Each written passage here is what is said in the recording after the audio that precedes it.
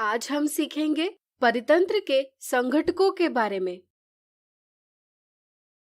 चलिए पहले समझें परितंत्र यानी इकोसिस्टम क्या है। हमारे चारों ओर विभिन्न जीव जैसे पेड़, पौधे, विभिन्न जंतु, सूक्ष्मजीव तथा अजैव कारक जैसे मृदा, वायु, बारिश, ताप, खनिज इत्यादि होते हैं। इससे हमारा पर्यावरण यानी एनवायरनमेंट बनता है। अपने पर्यावरण में कोई भी जीव अकेला नहीं रह सकता। जीवित रहने के लिए प्रत्येक जीव को अपने आसपास स्थित अन्य जीवों तथा अजैव कारकों के साथ परस्पर अन्योन्य क्रिया करना आवश्यक है। जैसे वन में विभिन्न जीव भोजन के लिए एक दूसरे पर तथा अजैव कारकों पर निर्भर है। गांव में प्रत्येक व्यक्ति किसी न किसी कारणवश दूसरे व्यक्तियों, विभिन्न प्राणियों तथा विभिन्न भौतिक कारकों पर निर्भर है। किसी क्षेत्र के सभी जीव वातावरण के अजैव कारक तथा उनकी परस्पर अन्योन्य क्रिया को संयुक्त रूप से परितंत्र कहते हैं। जैसे वन तथा गांव परितंत्र है। परितंत्र एक छोटी जल जीवशाला यानी एक्वेरियम जैसा अत्यधिक छोटा तथा एक बड़े सागर जैसा अत्यधिक बड़ा भी हो सकते हैं। परितंत्र प्राकृतिक हो सकता है या मानव निर्मित भी हो सकता है। प्रकृति द्वारा निर्मित परितंत्र जैसे सागर, वन, नदी, झील, तालाब, पर्वत इत्यादि सभी प्राकृतिक परितंत्र है। जबकि मानवों द्वारा निर्मित परितंत्र जैसे जल जीवशाला, बगीचा, खेत मानव निर्मित परितंत्र है। किसी भी परितंत्र में जैव घटक यानी बायोटिक कंपोनेंट्स तथा अजैव घटक यानी एबायोटिक कंपोनेंट्स होते हैं। उदाहरण के लिए तालाब परितंत्र में मछली, मेंढक, विभिन्न पंछी, सूक्ष्मजीव, शैवाल तथा आसपास के पेड़ आदि सभी जीव घटक कहलाते हैं तथा वर्षा, जल, मृदा, ताप, खनिज आदि सब अजैव घटक कहलाते हैं। यदि हम जैव घटकों की बात करें तो ये विभिन्न प्रकार के हो सकते हैं। वे स्वपोषी जीव यानी ऑटोट्रॉफ्स जैसे हरे पौधे और कुछ जीवाणु इत्यादि जो प्रकाश संश्लेषण से समस्त परितंत्र के लिए भोजन उत्पन्न करते हैं, उत्पादक यानी प्रोड्यूसर कहलाते हैं। वे विषमपोषी जीव यानी हेटेरोट्रॉफ्स जैसे बकरी, खरगोश, लोमड़ी, शेर इत्यादि जो भोजन के लिए प्रत्यक्ष या अप्रत्यक्ष रूप से उत्पादकों पर निर्भर होते हैं, उपभोक्ता यानी कंज्यूमर कहलाते हैं। बकरी, हिरण, खरगोश, टिड्डा इत्यादि जैसे जीव स्वपोषी जीवों से प्रत्यक्ष रूप से भोजन प्राप्त करते हैं। इन्हें शाकाहारी यानी हर्बीवोरस कहते हैं। शेर, लोमड़ी, चीता जैसे जीव जो अन्य जंतुओं को खाकर अपना भोजन प्राप्त करते हैं, मांसाहारी यानी कार्निवोरस कहलाते हैं। कुछ जीव जैसे मानव, सुअर, मुर्गी अपना भोजन पौधों तथा अन्य जंतुओं दोनों से प्राप्त कर सकते हैं। इन्हें सर्वाहारी यानी ओमनिवोरस कहते हैं। कुछ जीव जैसे किलनी, जू, प्लाज्मोडियम, अमरबेल इत्यादि अन्य जीवों के शरीर से उन्हें बिना मारे भोजन प्राप्त करते हैं। इन्हें परपोषी यानी पैरासाइट्स कहते हैं।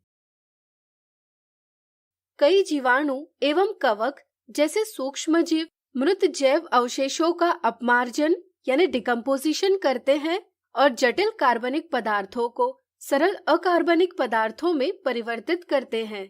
ऐसे जीव अपघटक यानी डिकम्पोजर्स कहलाते हैं। ये पदार्थ पौधों द्वारा अवशोषित कर लिए जाते हैं। पोषकों के चक्रण में इनकी भूमिका महत्वपूर्ण होती है।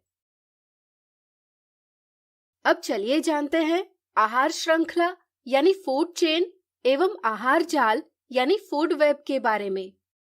किसी भी परितंत्र में जीव भोजन दूसरे जीवों से प्राप्त करते हैं। जैसे पौधों से टिड्डा, टिड्डे से मेंढक, मेंढक से सांप और सांप से गरुड़ भोजन प्राप्त करते हैं। जीवों की ऐसी श्रृंखला जिसमें एक जीव दूसरे के लिए भोजन है, आहार श्रृंखला कहलाती है। भिन्न आहार श्रृंखलाओं की लंबाई भी भिन्न होती है। वास्तविक रूप से एक जीव एक से अधिक जीवों को खाता है और स्वयं एक से अधिक जीवों द्वारा खाया जाता है। इस तरह विभिन्न आहार श्रृंखलाएं एक दूसरे से जुड़कर आहार श्रृंखलाओं का एक जाल बनाती है, जिसे हम आहार जाल कहते हैं। किसी भी आहार श्रृंखला में प्रत्येक चरण या कड़ी एक पोषी स्तर यानी ट्रॉफिक लेवल बनाते हैं।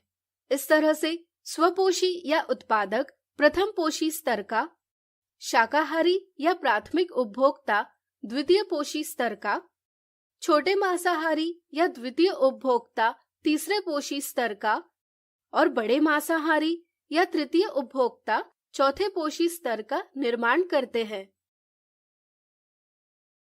किसी भी परितंत्र में ऊर्जा का मुख्य स्रोत सौर प्रकाश में निहित ऊर्जा है। पादप सौर ऊर्जा का लगभग 1% भाग खाद्य ऊर्जा में परिवर्तित करते हैं। जब पौधे प्राथमिक उपभोक्ता द्वारा खाए जाते हैं, तब खाए हुए भोजन का लगभग 10% भाग ही जैव मात्रा यानी ऑर्गेनिक मैटर में बदल पाता है। शेष ऊर्जा का ऊष्मा, पाचन की क्रिया, विभिन्न जैव प्रक्रम, वृद्धि एवं जनन में ह्रास होता है। इस तरह अगले स्तर के उपभोक्ता के लिए खाए हुए भोजन का केवल 10% भाग ही उपलब्ध हो पाता है। यह प्रत्येक स्तर के लिए सत्य है। इस तरह प्रत्येक स्तर पर उपलब्ध कार्बनिक पदार्थों की मात्रा का लगभग 10% भाग ही अगले स्तर पर पहुंच पाता है। इस प्रकार प्रत्येक स्तर पर ऊर्जा की हानि होने से प्रत्येक पोषी स्तर पर उपलब्ध ऊर्जा में उत्तरोत्तर ह्रास होता है। चूंकि अगले स्तर के लिए बहुत कम ऊर्जा उपलब्ध हो पाती है, इसलिए आहार श्रृंखला सामान्यतः 3 या 4 स्तरों तक मर्यादित होती है। ध्यान रहे, ऊर्जा का प्रवाह एक ही दिशा में होता है। इस तरह ऊर्जा का प्रवाह सूर्य से पादप, पादपों से प्राथमिक उपभोक्ता तथा अगले पोषी स्तरों में हो सकता है, लेकिन विपरीत दिशा में नहीं हो सकता। आहार श्रृंखला के संदर्भ में एक और महत्वपूर्ण बात है। जल प्रदूषण तथा अत्यधिक रसायनों के प्रयोग से विभिन्न रसायन मृदा में चले जाते हैं तथा पौधों द्वारा अवशोषित कर लिए जाते हैं। पौधों से ये रसायन अन्य जंतुओं में पहुंच जाते हैं। कुछ रसायनों जैसे डीडीटी अजैव निम्नीकृत यानी नॉन बायोडिग्रेडेबल है, इसलिए ये प्रत्येक पोषी स्तर पर क्रमशः संगठित होने लगते हैं।